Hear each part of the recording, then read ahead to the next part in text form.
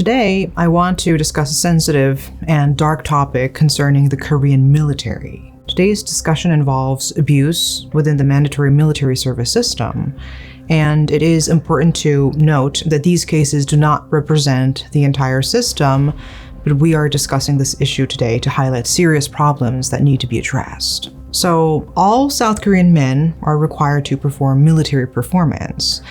The military is often described as a closed environment due to its hierarchical and insular nature.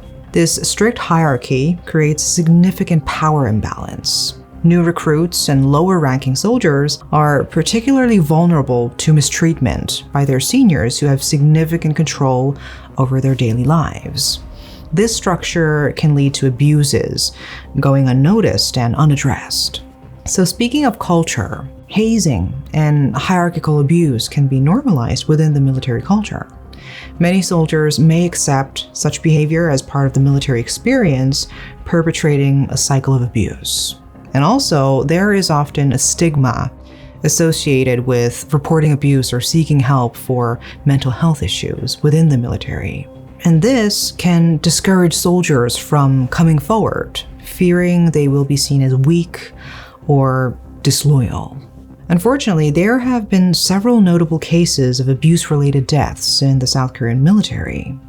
One prominent case occurred in April 2014 when Private Yoon Sung-ju tragically died after suffering severe beatings, food deprivation, and sleep denial from his superiors. He was just 22 years old when he died. This incident drew significant attention to the issue of hazing and abuse within the military. Another significant case happened in 2011 where a Marine, after enduring constant bullying, went on a shooting spree, killing several fellow soldiers. Despite efforts by the South Korean government, like setting up a military human rights center and allowing anonymous abuse reports, these measures haven't fully solved the problem. And today, we have a deeply emotional interview with a victim of hazing in the Korean military. He describes that time as the worst period of his life, something that has changed him forever. It wasn't an easy decision for him to sit down with us and share his story. He is still dealing with a trauma, and the investigation into his case is still ongoing. He was so terrified that the people who hurt him might recognize him. It's infuriating to think that while the perpetrators are probably out there living their lives, the victim is left to hide in fear just to talk about his pain and the scars that will never fully heal. You served in the South Korean military. I served in the Republic of Korea Marine Corps for 18 months. I was deployed to a unit maybe 7 or 8 miles away from North Korea. It was one of the worst experiences of my life. Joining the Marines in South Korea is often viewed as a mark of honor, reflecting strength and toughness. For many young men, serving in such a challenging branch of the military is a source of personal pride and earns them respect in society. I guess I just didn't want to go to the regular army and just be like every other Korean. I guess I wanted to feel special. I wanted to do something I could be proud of. I wanted to change myself for the better, either by becoming stronger, physically, mentally. The South Korean Marine Corps, known for its discipline and skill, is highly respected, but also criticized for the harsh treatment that some soldiers have faced. There have been reports of severe hazing, abuse, and bullying, especially in the Marine Corps, which has a reputation for its tough and demanding culture. Before joining the military, he had heard plenty of stories about hazing and violent beatings in the Korean military, but he never really thought about how serious it could actually be.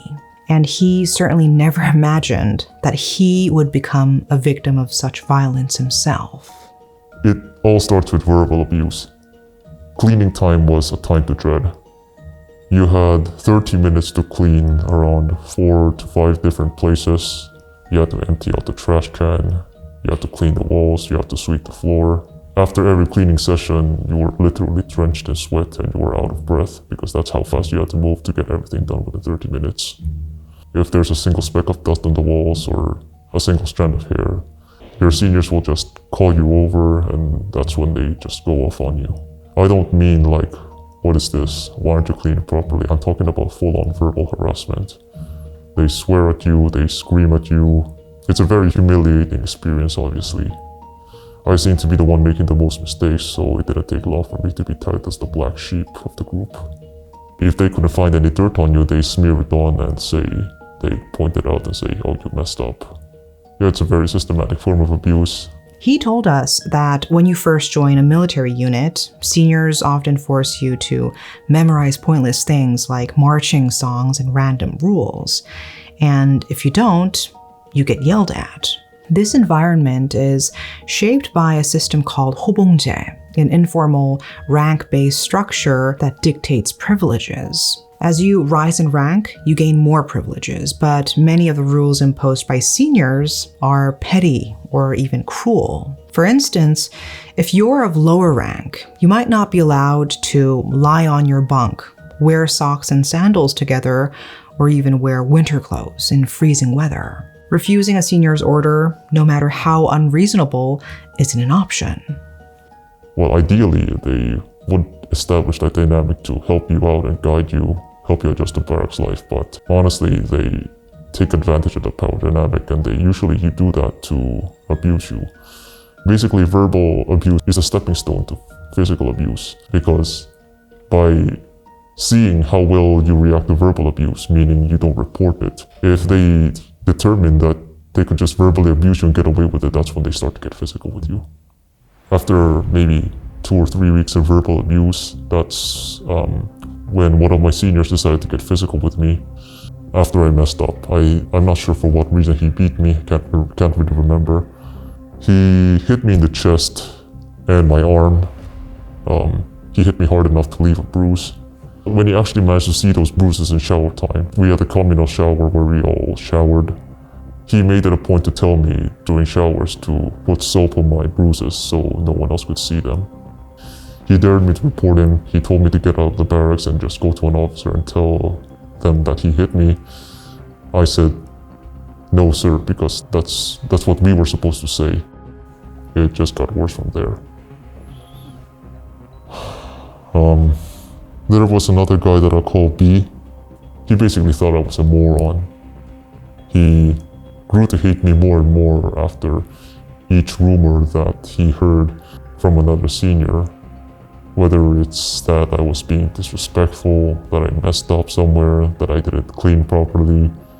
I still remember the first time he beat me. He put his hands on my throat, he pushed me up against the wall until the back of my head slammed into it, and that's when he smacked me really hard in the face a bunch of times. Since this was during the COVID era, we were all wearing masks and, we weren't supposed to lower it, so he didn't care if my lips were bloody because it was going to be covered up by the mask anyways. Well, I don't know for what reason he did it, but one night, he kept giving me hell and I was doing my best to stay awake. I stood right next to his bunk. Then that's when he told me to spread my legs. Then that's when he kicked me in the groin really hard. I can't remember how many times he kicked me, but I think it went on for at least an hour. He would kick me in the groin. I would collapse on his bed. He would tell me to get up, spread my legs again. Then he would kick me again, and it just went on like that. Sometimes he would tell me to spread my legs and he would grab my testicles and he would just squeeze it as hard as he can, like he was squeezing a piece of fruit. And eventually I just collapsed on his bed, just sobbing, and I just told him that I just wanted to die at that point because I didn't seem to be adjusting to barracks life. I didn't seem to be doing anything right. Everything that I tried to do was faulty, wrong, or just not perfect enough for them. He told me to pull my pants down. He'd tell me to put my finger in my anus. Then after that, he would tell me to suck it and tell me how it tasted. By that point, he had been beating me for a few weeks already, and he noticed that I wasn't reporting it, so that's when he decided to go all out with me. Another way that he physically abused me was he would put me in a chokehold until I passed out, basically.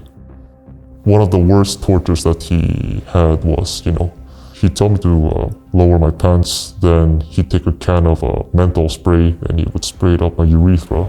It would start burning like all hell, so urinating was extremely painful to say the least. I can't remember how many times he did it, but I think he at least did it maybe 5 times for over the span of a couple of weeks. I was intimidated into keeping my mouth shut about the abuse. If you report any of the abuse, you're an outcast, as simple as that. Everybody starts ignoring you, and I couldn't choose between getting support and help and being treated like an outcast, so... He says he couldn't report the abuse because he feared retaliation. His abusers had threatened him to keep quiet. There's also a strong culture of shaming victims who speak up about abuse. Even if you report it and transfer it to another unit, there is no guarantee of safety. Rumors spread quickly within the military, and it's likely that people in your new unit could target you in the same way. He eventually reported the abuse only after all his seniors had left the military, but by then, it was too late. I spoke to one of my senior NCOs about it. He referred me to the company administrator. He told me not to feel too bad because, well, I didn't cause too much trouble during my military service. He just told me that he hoped that I would look on my military service with pride. I'm afraid that's the best that he could do, because everyone who abused me had discharged by that point and they were legally considered civilians. Military law didn't apply to them. I kept my mouth shut for this long. I suppose that, I might as well leave it at that and just move on with my life. Obviously, that was not the case. Yes, it would have ended very differently if I had reported the abuse while they were still in. I'm not sure how it would have ended, but I'm certain that I would have gotten more closure than the closure that I got now. Now he is struggling from chronic depression and other mental health issues that he continues to cope with, but they seem to be getting worse over time. I normally don't drink, but I started to drink more often. Sometimes I drank just to help me sleep. I took some antidepressants after I got out, but I had to stop because it was getting too expensive. Getting therapy in Korea is not exactly cheap too, so mental health support comes at a premium here, so it's not exactly an easy thing to afford. There's not a lot of support resources that are available for me right now. Sometimes I wish I died in my unit. It's not easy living like this. A part of me died in that unit. I didn't know that when I went in, I would be coming out a completely different person.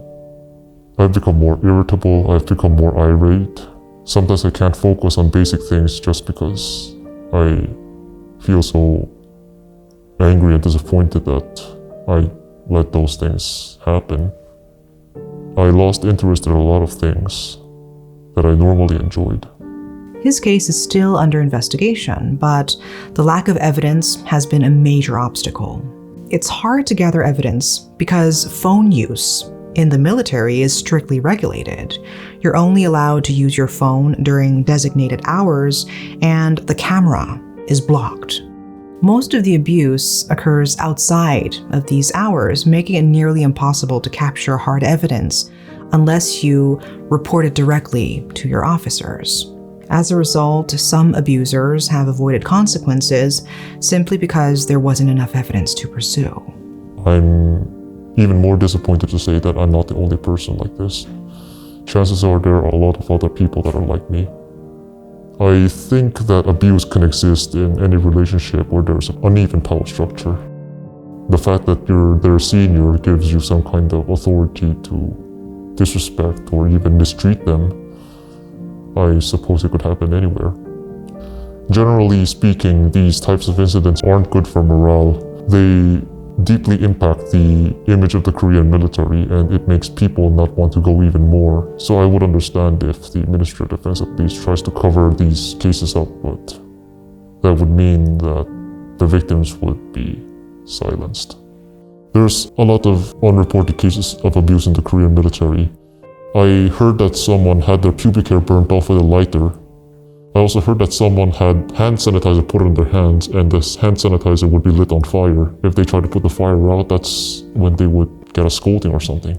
Hazing is a very difficult problem to address in the Korean military. Even if a unit conducts a survey to try to gauge the cultural environment of a unit, everyone knows that the answer is a lie. Everyone says that we're all doing fine, there's no hazing, there are no beatings, even though there are beatings that are being done in secret. The officers know that very well, but they know that without any evidence, without any firm evidence, they can't do anything. I think the victim should learn how to speak up, basically. Don't let anyone cow you into silence, because that's what happened to me. The military uniform, the camis that I still have, they're the closest thing to a monster in the closet that I have. Every time I open my closet and I see those camis hanging, everything that happened to me comes flying back. He wanted to share his story so that others would truly understand how severe the abuse can be. Just because it's not reported doesn't mean it doesn't happen, that it's stopped, or that it's not still a serious problem. He hopes the authorities will be more proactive in rooting out abuse, seriously punishing abusers, and, most importantly, create an environment where victims can safely speak up and report the abuse. The military often downplays these issues and avoids external help, preferring to keep things secret and hidden. The military needs to recognize that it can't fix these problems on its own. They need to seek external help, gather input from outside experts, and establish a system for continuous monitoring of barracks life.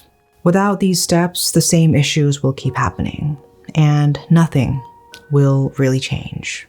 It was truly an emotionally heavy interview for me, and as we talked about his experiences, he kept blaming himself for what happened to him. At one point, he showed us his fingernails, which were almost non-existent from constantly biting them out of anxiety. It was heartbreaking to see how deeply this had affected him. That's the only thing I can say. I can only hope that victims like him can find some kind of support, but more than anything, I hope this kind of abuse is rooted out for good. That is all for today. Thanks for watching.